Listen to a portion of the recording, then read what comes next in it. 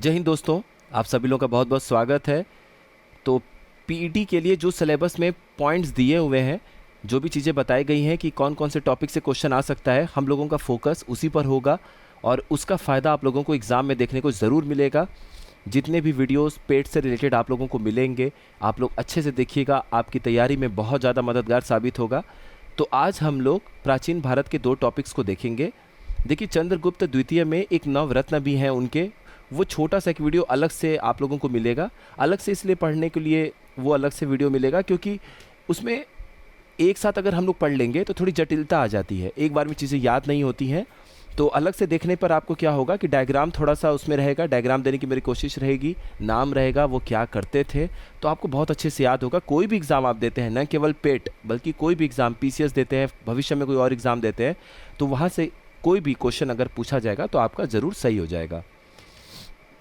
तो देखिए, सबसे पहले हम लोग के जो टॉपिक है पेट में, वो दिया हुआ है गुप्त एम्पायर से, गुप्त साम्राज्य से 2 लोगों का नाम, समुद्रगुप्त और चंद्रगुप्त द्वितीय। ये 2 नाम हैं जिनके बारे में आपको पढ़ना है। इसके अलावा गुप्त साम्राज्य से कुछ नहीं पढ़ना है पेट के लिए।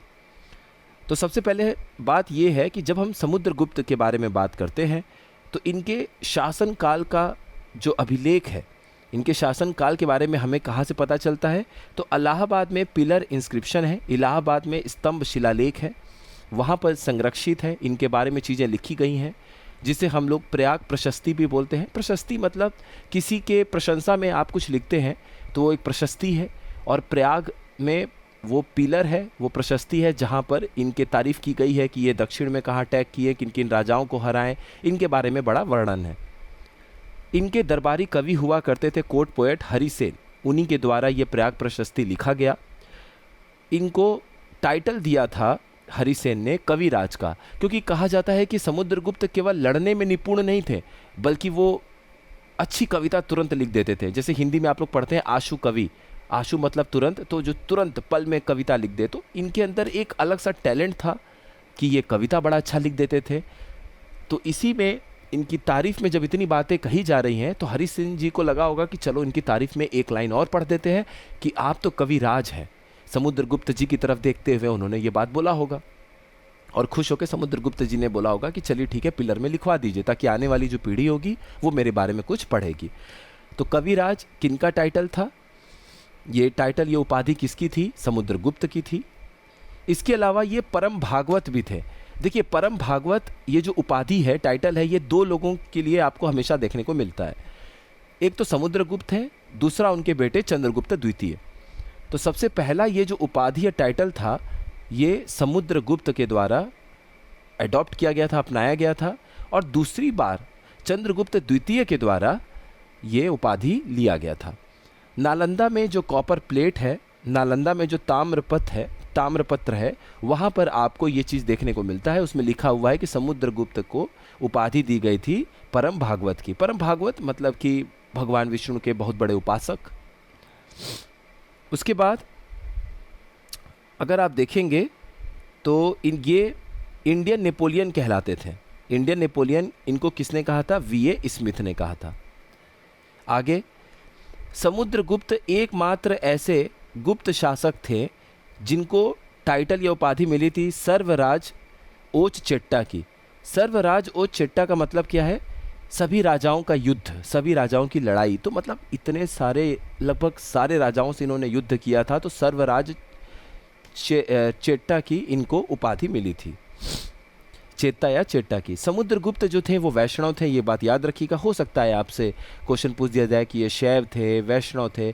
आप ऐसे भी समझ सकते हैं कि इन्होंने उपाधि लिया परम भागवत का।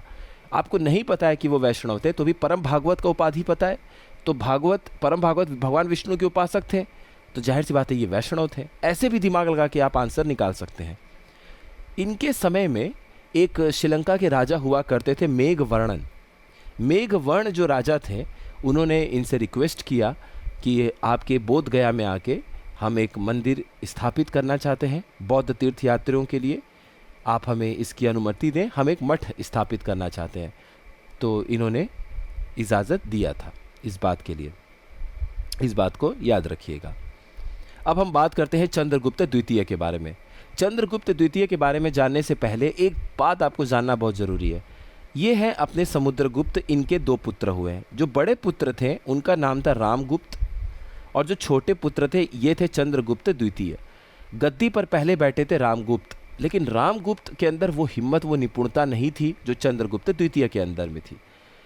तब जो अपना भारत था, उज्जैन से पश्चिम तरफ अगर आप देखेंगे तो यहाँ पर शाक वंश के राजा हुआ करते थे, और शाक वंश का एक राजा था रुद्रम सिंहा तृतीय।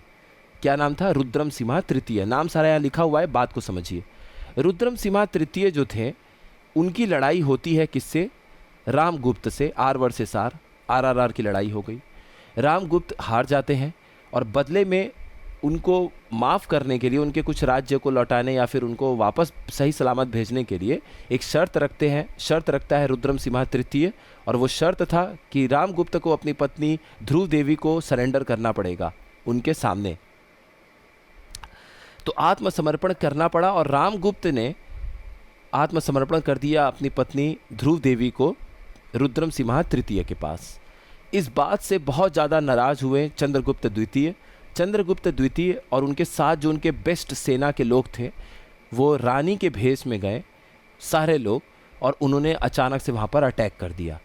इस अटैक में रुद्रम सिंहा तृतीय मारा गया, और इसी के साथ शाक्य वंश भी खत्म हो गया, क्योंकि आखिरी राजा था रुद्रम सिंहा तृतीय। उसके बाद तो ये पूरा जो क्षेत्र था वो चंद्रगुप्त द्वितीय के अधीन हो गया।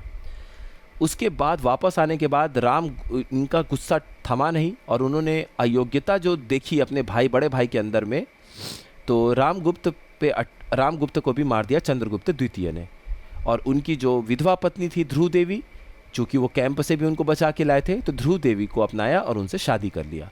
ये एक स्टोरी थी। क्वेश्चन इससे मिलता जुलता कुछ भी आए तो आपको ठीक कर देना है। यही बात यहाँ लिखी हुई है, अब आप पढ़ेंगे तो बड़ा आसान हो जाएगा आपके लिए।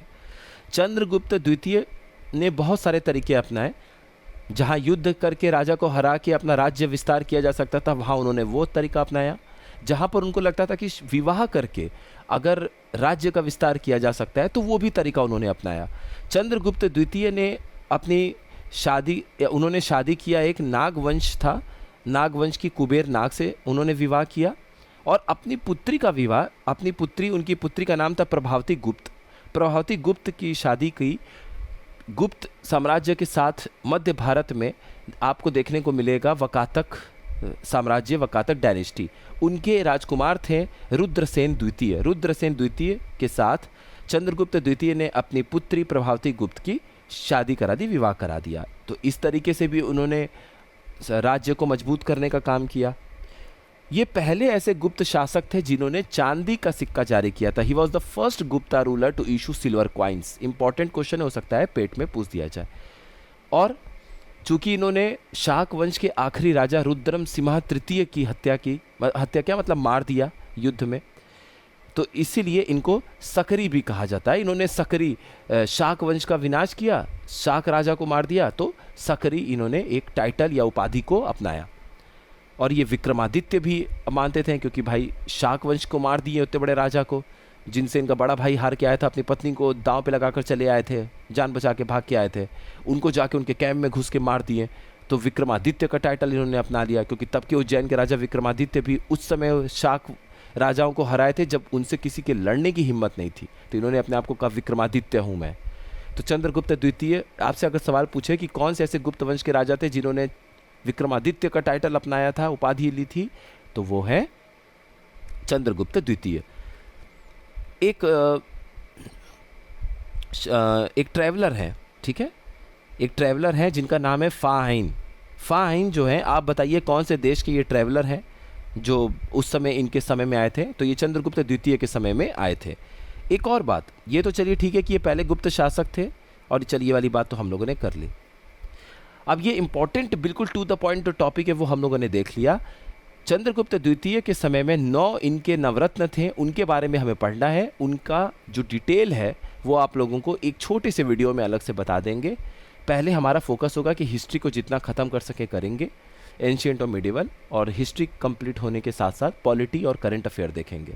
10 नंबर की हिस्ट्री है, 10 नंबर का करंट अफेयर है, 10 नंबर का मिसलेनियस जीके है, 30 नंबर सीधा सीधा है, 5 पॉलिटी 5 साइंस, तो 40 नंबर ऐसे हो गया। हिंदी में आप लोगों को घटना चक्र का जो कुछ इंपॉर्टेंट क्वेश्चन है वो बता दिया जाएगा, तो वहाँ से भी आप लोगों को काफ़ी मदद मिल जाएगा, आप लोग उसको देख लीजिएगा। आप सभी लोगों का बहुत बहुत धन्यवाद।